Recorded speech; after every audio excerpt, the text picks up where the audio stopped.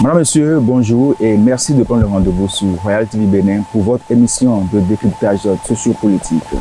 Pour ce numéro, nous sommes avec l'honorable Célestin Roussou. Il est élu du parti Les Démocrates de la 20e circonscription électorale. Honorable, bonjour. Bonjour. Merci d'avoir accepté notre invitation. C'est moi qui vous remercie beaucoup. Et comme vous le savez, je ne suis pas seul sur cette émission. Je suis avec mon collègue Eric Koutiko. Eric Koutiko, bonjour. Bonjour Enoch, amis internautes de Royal TV Bénin, bonjour et bienvenue. Merci. Alors, honorable, vous êtes parmi les heureux élus de la 20e circonscription, par ricochet du Bénin. Vous faites partie des 109 premiers de cette législature, de la 9e législature. Dites-nous déjà comment vivez-vous les premières heures et déjà la première session qui a pris fin il y a quelques jours à l'Assemblée nationale. Et je dois vous remercier pour l'opportunité que vous m'offrez pour m'adresser à mes compatriotes, en l'occurrence ceux de la 20e. Donc je les remercie d'avoir porté leur choix sur ma candidature, ma modeste personne, pour représenter cette circonscription. Ce parti qui est un parti d'opposition, tout le monde sait les conditions dans lesquelles on a fini par autoriser ce parti à aller aux élections. C'est dans la douleur, c'est dans les regrets, c'est dans les pincements de dents, c'est dans les grincements de dents, mais nous avons fini par y prendre part. Et ça, nous devons remercier les uns les autres. Nous sommes le candidat qui a été placé à la tête de cette liste dans la 20e. Je suis Moussounou Célestin, je suis né, j'ai une commune natale, puisque je dois venir de quelque part. Je viens d'Accra-Missirité, mon arrondissement c'est Vacon. Et donc je suis de Vacon, d'Accra-Missirité. Mais la circonscription, elle est unique. Elle est unique et couvre 5 communes. La commune d'Avrancourt, la commune de Missirité, la commune de Dangbo, la commune d'Adjoum et la commune de Bonou. Et donc, tous ces compatriotes vivant sur le territoire de Zégotan me concernent. Je suis d'abord leur représentant avant d'être le représentant du peuple. Maintenant, nous y sommes. Le 12 février passé, nous avons été installés. Et nous avons ce parti, et en l'occurrence les députés qui le représentent à l'Assemblée, ont tracé en même temps leur ligne politique.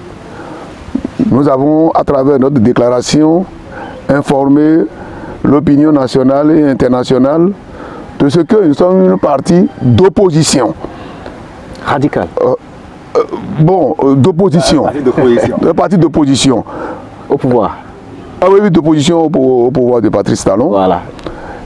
Nous sommes en même temps le groupe parlementaire minoritaire.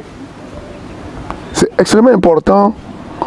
C'est ce qui va vous permettre aujourd'hui vous-même de faire votre opinion sur la guéguerre. Il y a plusieurs minorités. Il y a une minorité, il y a 2 minorités, il y a une majorité parlementaire, tout ça là, ça va vous permettre.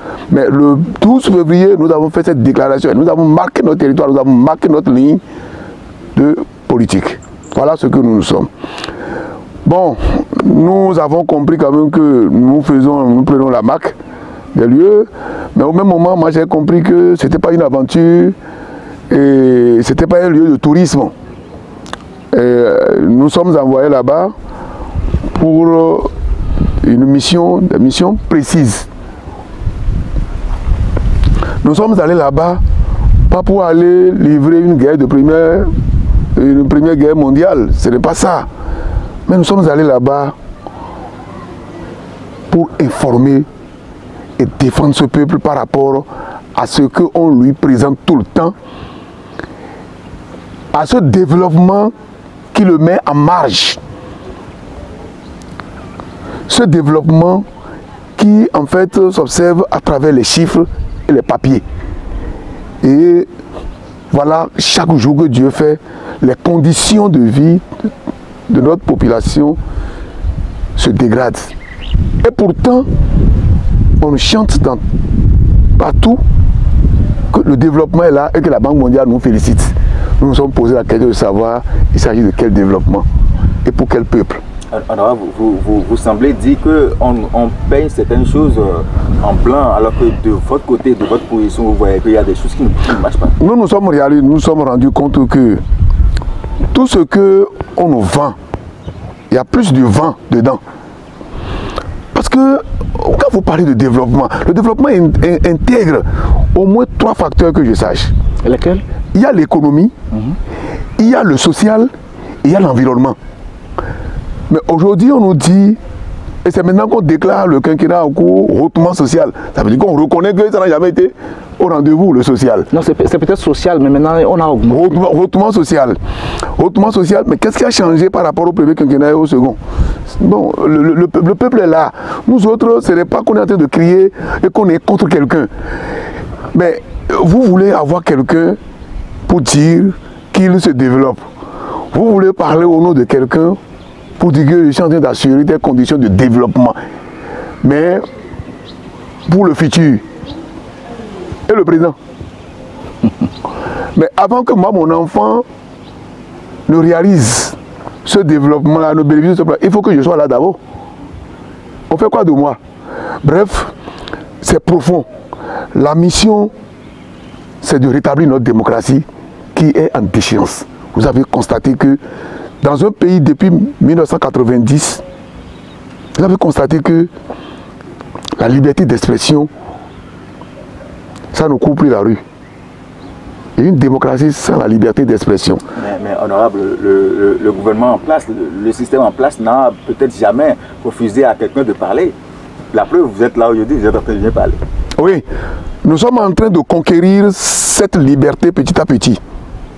C'est une conquête. Parce qu'il y a de cela quelques années, tout récemment là, vous, qui vous permettez, moi, de me recevoir en tant qu'opposant, même si les gens ne vous reprochent pas ouvertement, vous serez coincé. On sait comment ça se passe. Et donc moi je dis, ça ne sert à rien de faire tout ça. Ça ne sert à rien.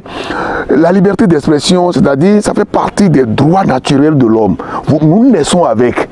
Et donc la liberté, nous pouvons dire que nous sommes dans un système démocratique et on vous prive même de ce qui est naturel, à savoir s'exprimer. Dire que je ne suis pas d'accord pour ça, mais ça je suis d'accord. C'est fondamental ça. Et donc nous avons plusieurs compatriotes qui sont aujourd'hui en prison parce qu'ils ont dit, mais vous avez vu le débois de vigile avancé? C'est ça. Vous pensez vraiment que... Non, moi je ne suis pas là pour jeter de discrédit sur le pouvoir, de talent, de cela quoi. C'est de dire ce qui est... Mais tu te dis, bon, vous ne pouvez pas le dire, mais moi je peux le dire. Alors, tout à l'heure, vous disiez qu'à l'Assemblée nationale, 9e législature, il y a deux partis minoritaires et un parti majoritaire. En principe, ça devrait être quoi? Mais non.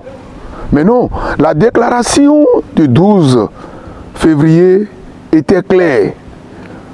C'est nous qui nous sommes déclarés opposants et groupe parlementaire minoritaire.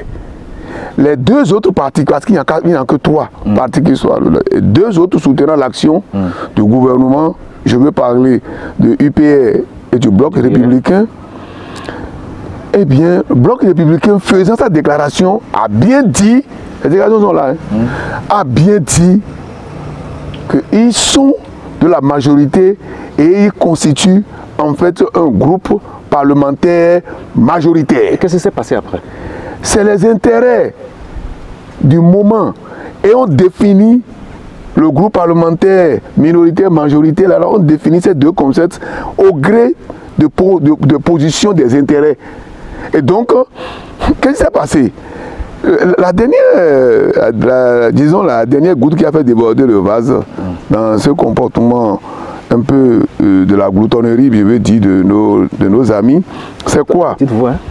Pardon? Oui. Gloutonnerie, vous allez comprendre pourquoi. Soyez un peu doux. Oui, je le suis, mais les réalités, il y a des mots qui existent que pour les choisir. Si vous trichez, vous n'allez pas rendre compte de ce qui est de la réalité. Allez-y. Bien, il était question de... Je vais laisser passer cette affaire de bureau de l'Assemblée que nous avons mise en place. Mais nous avons le même nombre de députés, BR et LD. Même nombre de députés, à savoir 28. Et ils constituent un bloc. Jusque-là, il était question d'attribuer les sièges. Des sièges aux chaque tendance politique pour représenter le Parlement béninois dans les instances régionales, sous-régionales et dans les institutions nationales. Je crois qu'il y a 27 et ils ont pris 19 et nous on a pris, je crois, 8. On a pris 8. Le partage étant difficile encore à leur sein là, ils sont revenus pour dire non.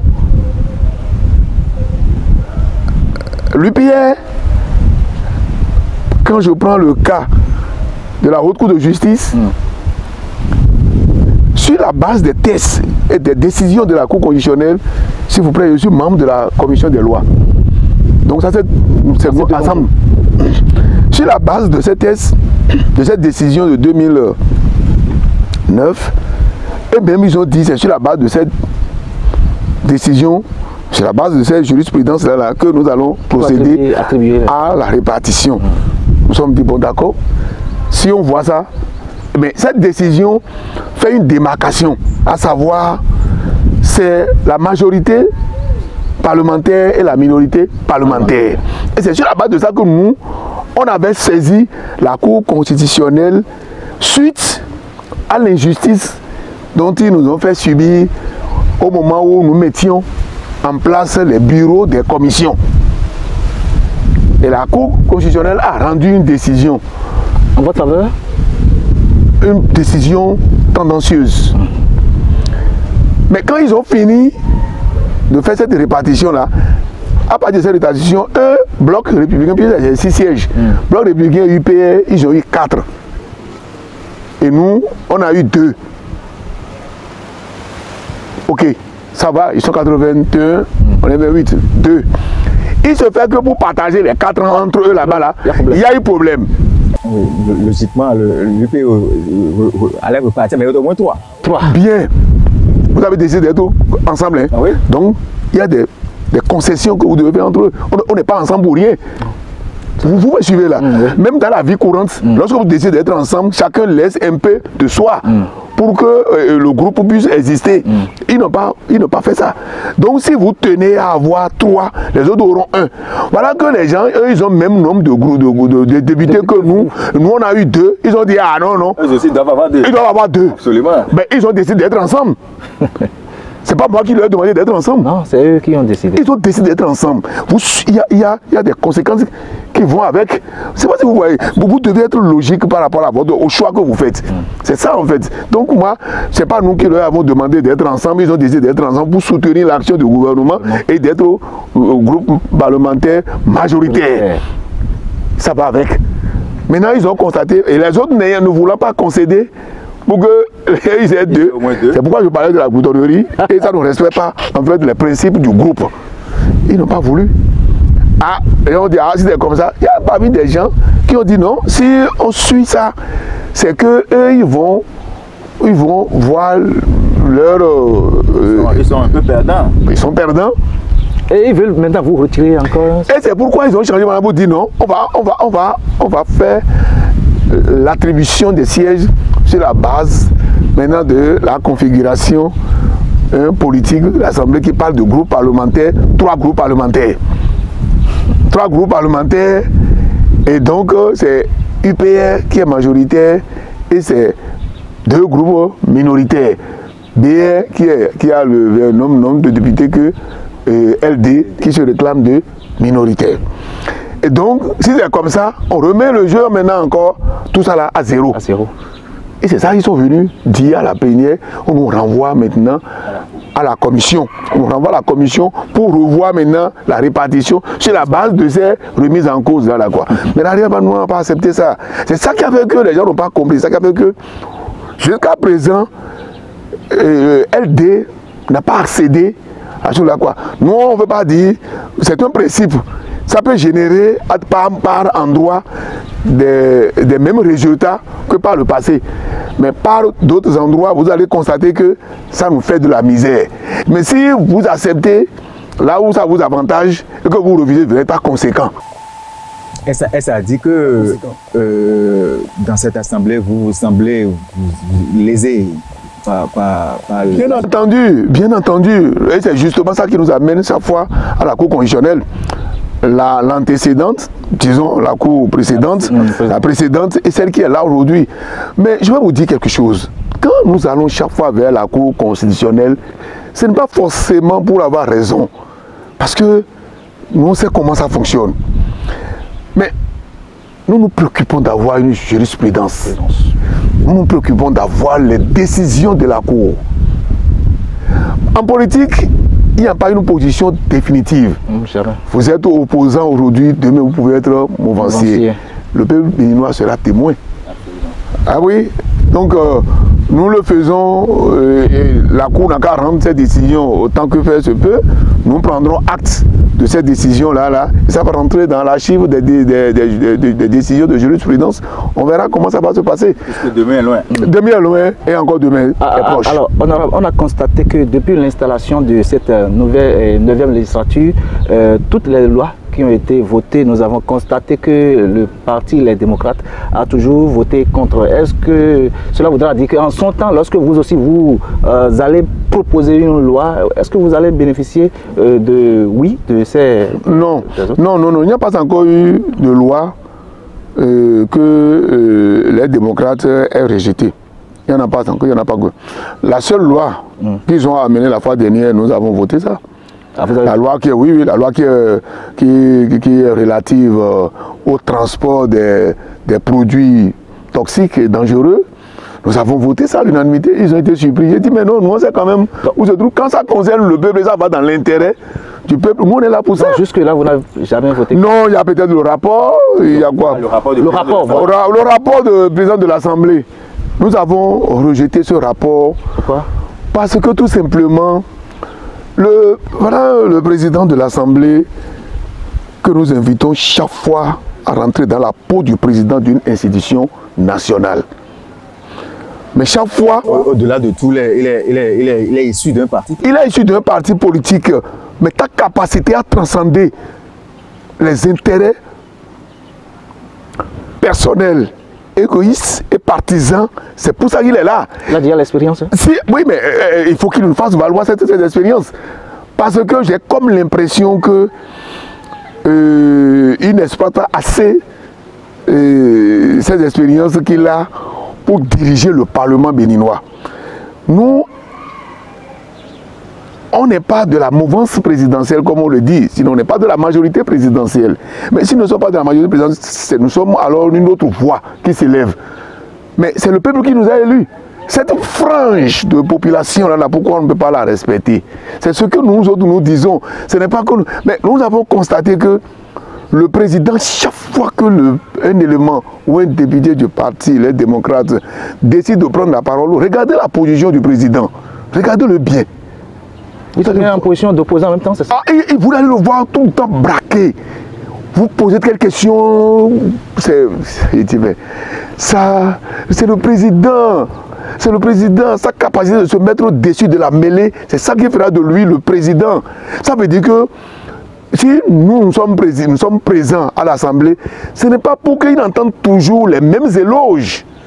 Il entendra toujours qu'ils ne seront pas dans la même direction que lui. Et sa capacité à fédérer cette divergence, c'est ça qui fera de lui un grand président de l'Assemblée. Nous, on n'a pas lu ça.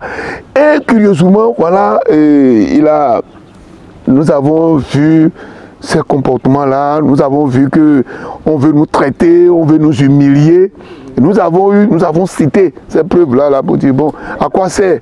Voilà quelqu'un qui a dit, bon, qui veut maintenant diriger, il veut diriger autrement le Parlement. Mais jusqu'à présent, vous constatez qu'il y a changement? Mais honorable, là, au Parlement, c'est le haut lieu de la politique et c'est la loi de la majorité et de la minorité. Oui. Et on a toujours vu ceux qui sont de la minorité semblent être lésés, mais c'est la politique, c'est le haut lieu de la politique. Et en tant que minorité, vous ne devriez pas vous plaindre. C'est ça. Quand le rapport de force n'est pas en ta faveur, tu constates que ce n'est pas en ta faveur, tu te laisses brimer. Quand tu ne peux pas réagir contre ton oppresseur, qu'est-ce que tu fais? Tu ne peux même pas parler. Il te tape, il va t'empêcher même de pleurer. Non, mais parfois on peut négocier. Ah oui, mais les négociations, qui vous a dit que les négociations ne viennent pas? Mais si vous négociez, vous ne négociez pas avec vous-même, vous négociez avec une partie.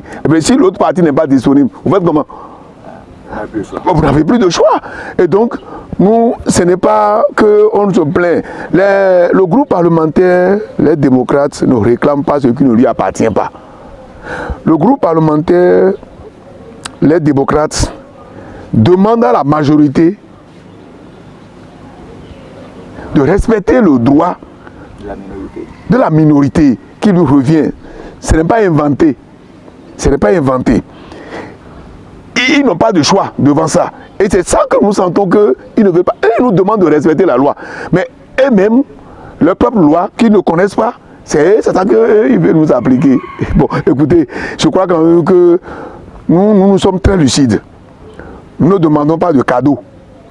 Nous ne demandons pas de cadeaux. Là, nous ne demandons pas de cadeaux, nous leur demandons ce à quoi nous avons droit. Je donne un exemple. Vous avez vu la Constitution, la mise en place du bureau de l'Assemblée, le premier jour. Vous avez vu? Voilà des gens qui nous disent qu'ils sont minoritaires et qu'ils ont le même... Mais regardez le bureau. LDA a combien? Un seul. Mais Bloc républicain a combien? Vous ne savez pas?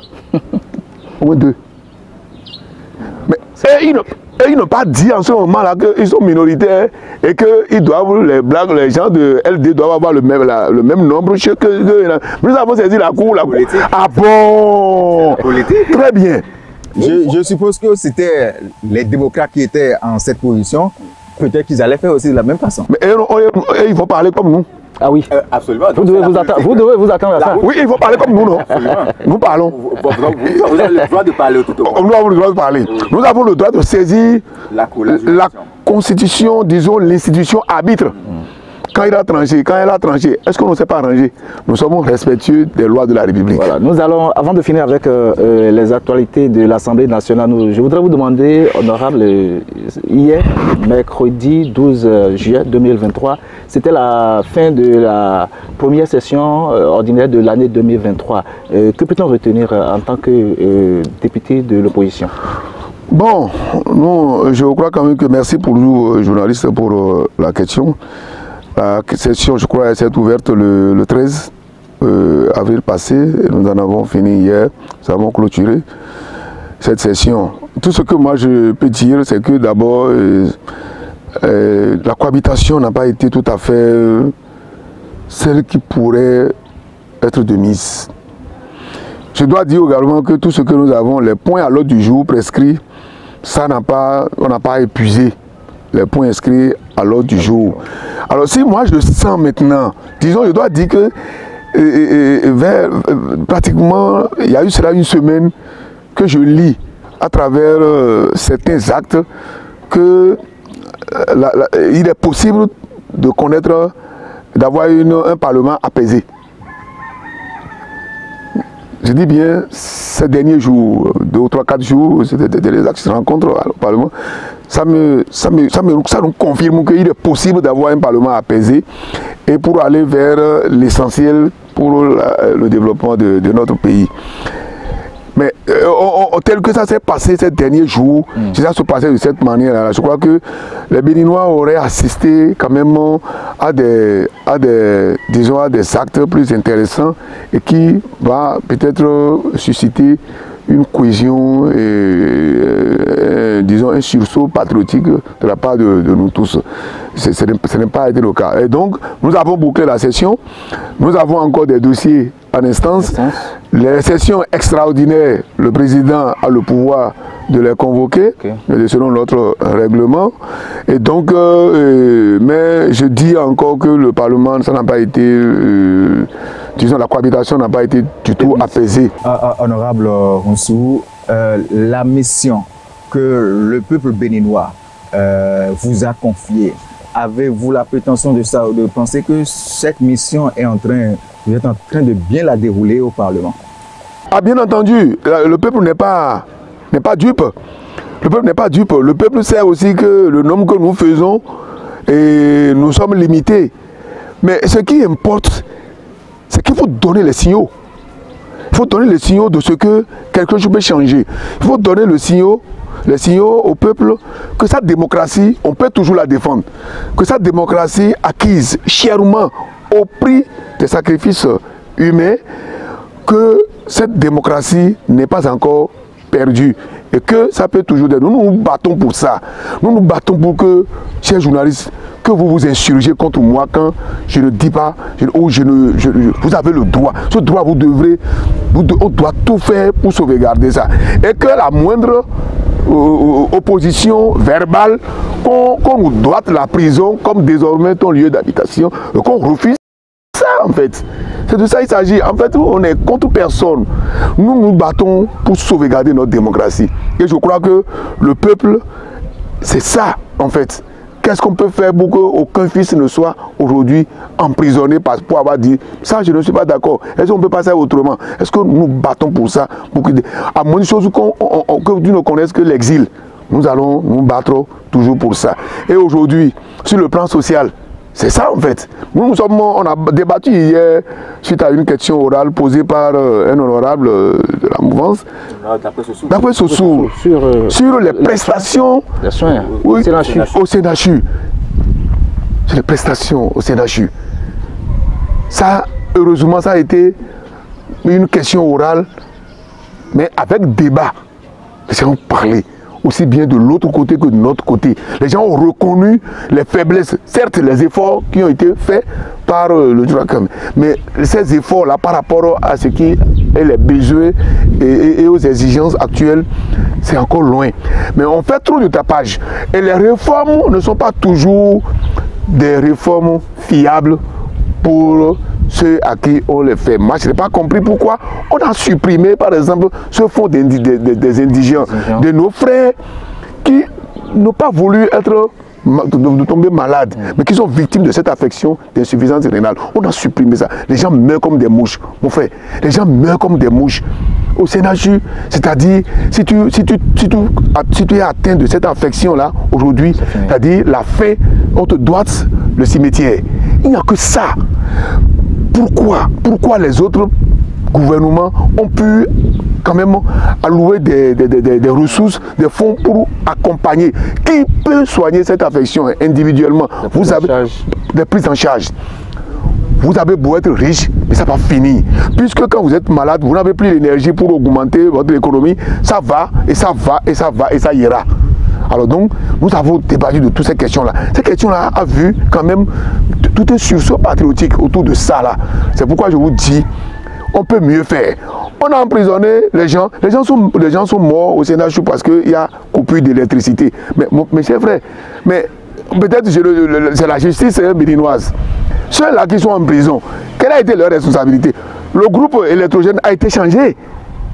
Le groupe électrogène suite à l'autre a été changé. Allez voir, demandez la couleur du groupe incriminé, demandez la couleur du groupe qui est là aujourd'hui. Je peux vous le dire.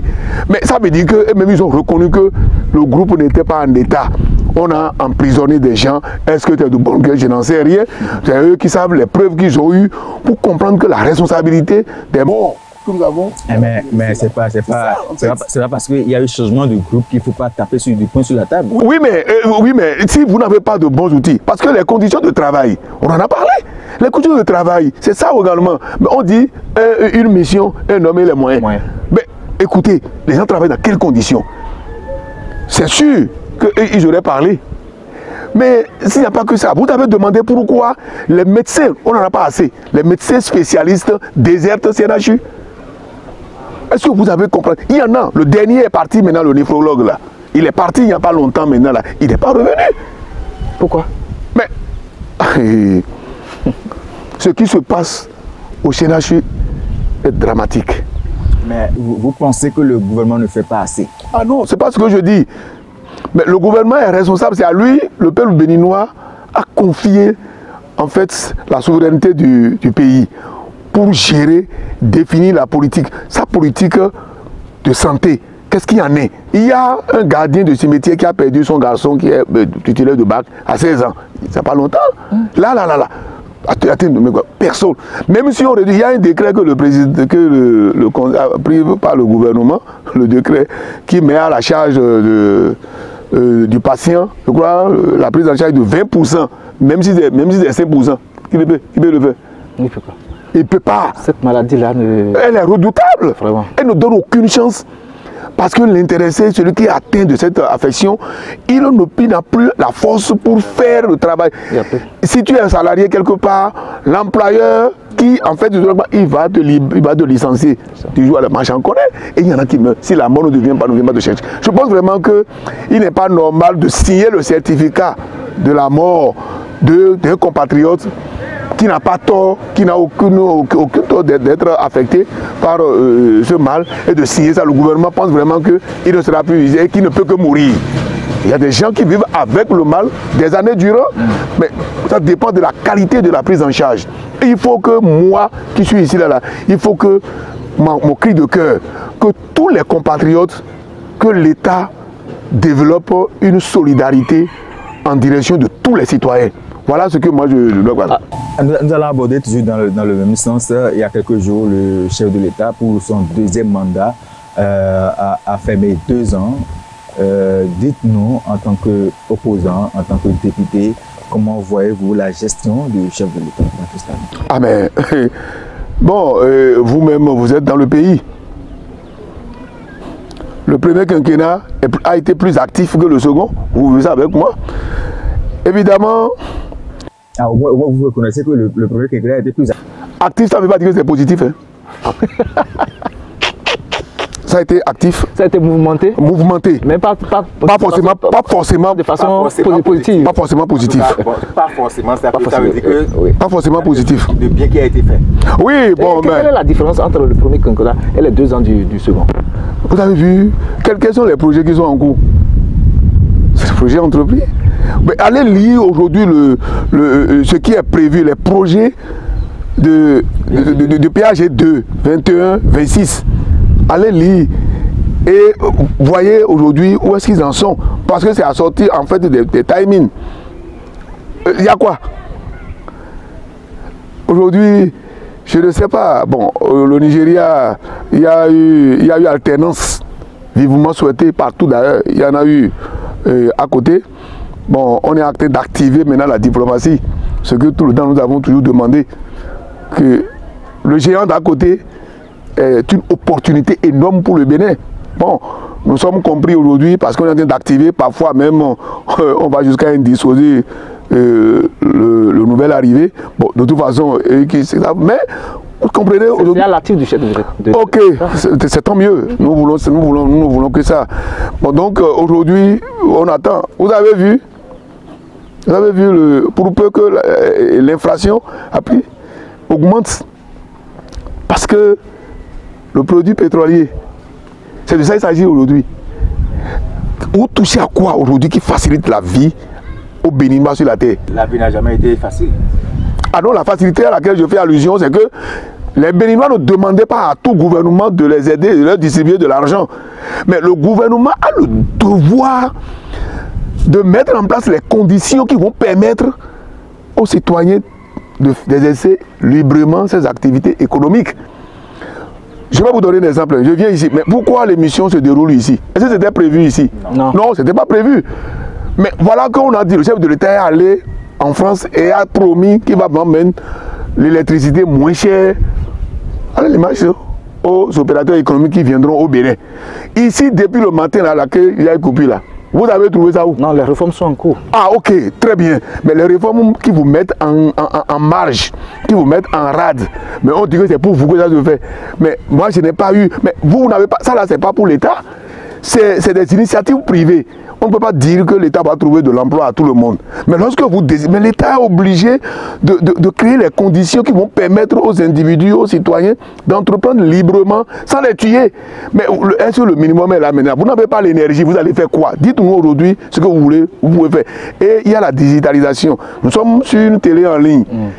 Et ça c'est le vœu du chef de l'État. Je salue ça. Mais où sont les conditions pour que ça se pérennise là aujourd'hui? Pour encourager. C'est là. Ok, nous sommes dans l'espoir, oui. Vous savez, j'ai été du secteur de l'emploi. Le public ne crée pas d'emploi. Ou s'il en crée, c'est à dimension très très réduite. Le gisement d'emploi, c'est dans le privé, le secteur privé. Et le président Talon le sait. Vous avez vu la loi PPP, non? Il sait. Il sait. Et donc, mais les gens qui, au fait, s'investissent dans le secteur privé, où sont-ils? Est-ce qu'ils peuvent venir librement au Bénin du travail? Nous avons vu le cas d'Adjavon. Osons le dire.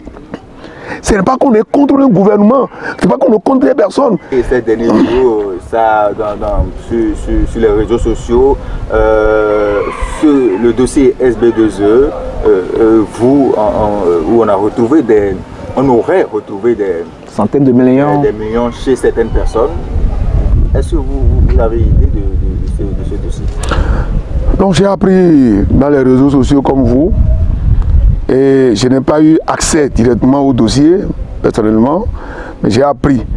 Mais je ne suis pas surpris. Pourquoi?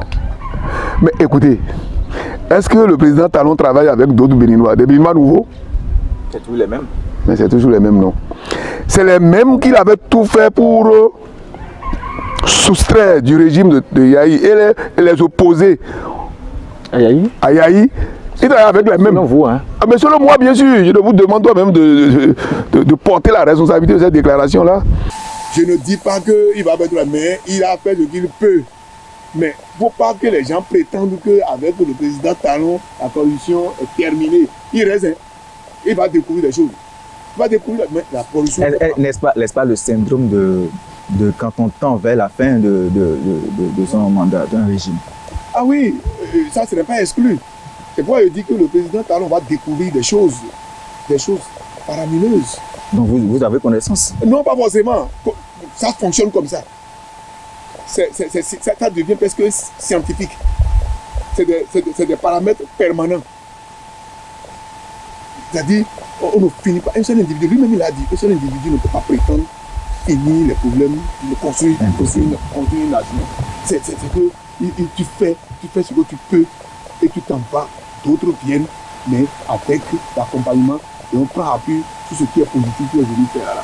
Vous avez l'impression que quelque chose que le régime passé intéresse le régime qui est là aujourd'hui? Non, c'est que le régime passé n'a rien fait. Honorable, rien. C'est pour éviter ces bêtises que le chef de l'État est allé chercher la compétence à l'étranger pour mettre à la tête de la SBE. Mais voilà, les mêmes faits ont toujours posé les mêmes idées. Qu'est-ce qui n'a pas marché? Rien ne peut marcher. Rien ne peut marcher. Parce que c'est justement ça. Quand le président pense qu'il y a des désert de compétences, quand il dit ça, d'abord, c'est qu'il déclare, même ceux que lui-même choisit, qui sont d'abord incompétents. Je suis les Béninois, dans son gouvernement, les directeurs généraux, les gens qui ne trouvent aucune compétence en eux. Et pour ça, pour pallier à ça, les Béninois ont leur main comme ça, et il y allait chercher maintenant les expatriés qui sont venus. Nous n'avons rien contre les expatriés. Parce qu'il y en a aussi des Béninois qui sont logés ailleurs. Et c'est pourquoi nous ne sommes pas contre. Mais vous avez vu les résultats? Je ne cautionne pas les détournements.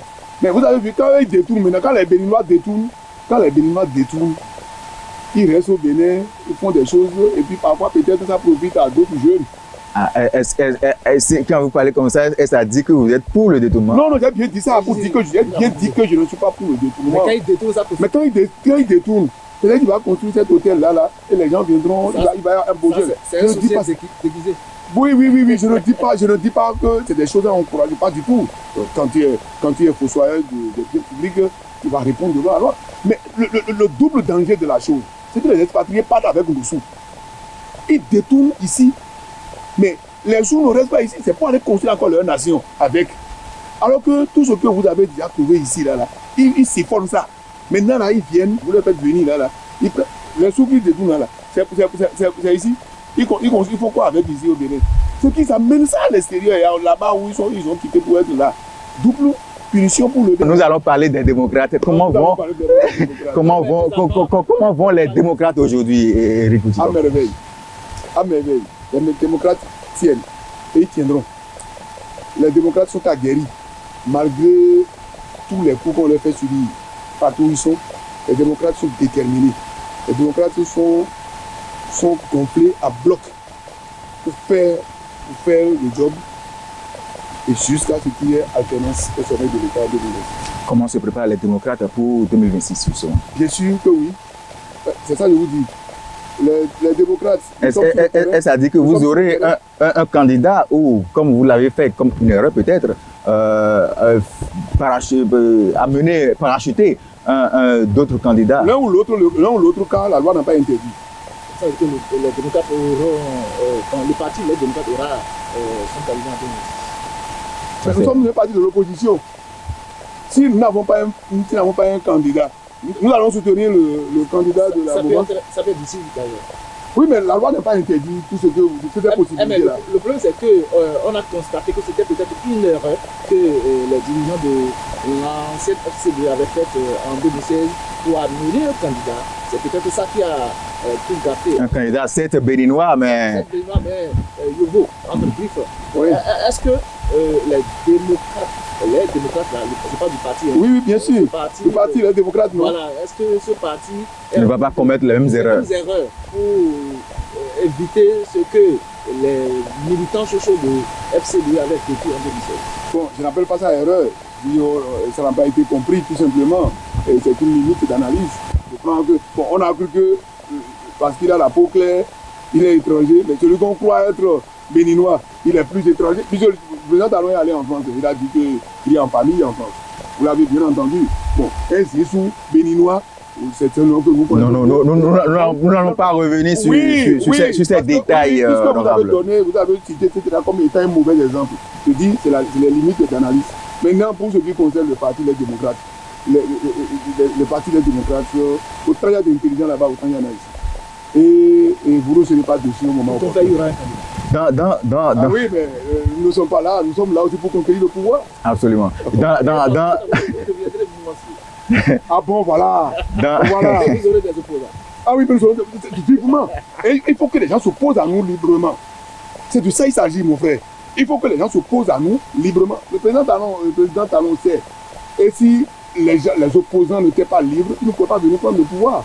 Parce qu'ils n'étaient pas avec le président Yahi quand il est venu prendre le pouvoir. Ils étaient dans quelle opposition? Vous le savez bien.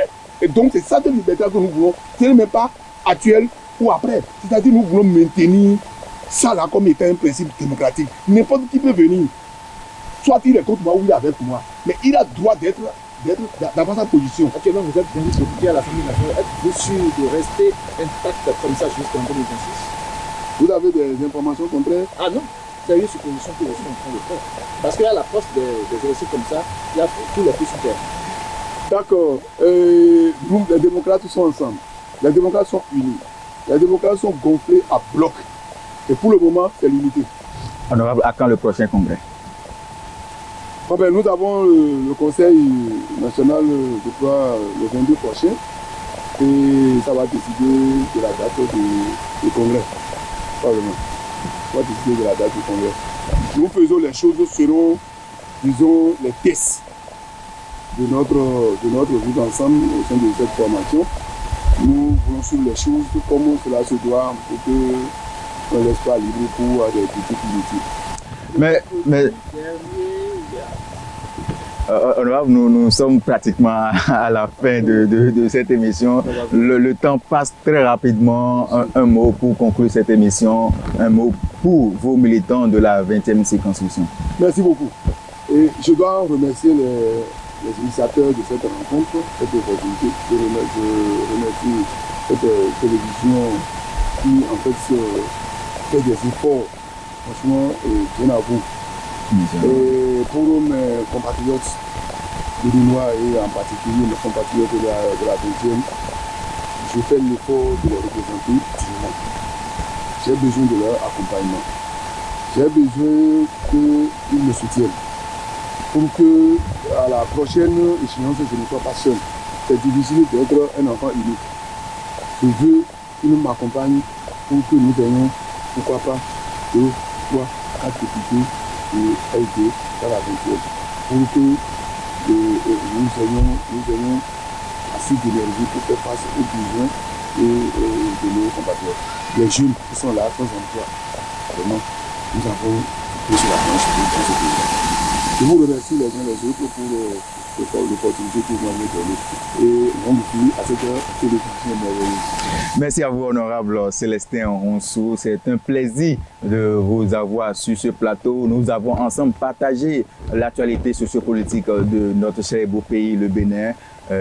Nous sommes pratiquement à la fin. Merci Eric Koutiko, merci à Laurent Agouti, Gabin Akotonou et tous ceux-là qui nous ont accompagnés durant cette émission. Et ils sont nombreux acteurs politiques de la 20e circonscription à qui nous demandons des invitations pour venir décrypter l'actualité, mais qui refusent. Mais l'honorable Célestin Ronceau s'est fait très petit, il est venu rester avec nous. Nous avons ensemble décrypté l'actualité sociopolitique de notre pays, le Bénin. Merci à vous, chers téléspectateurs de Royal TV Bénin.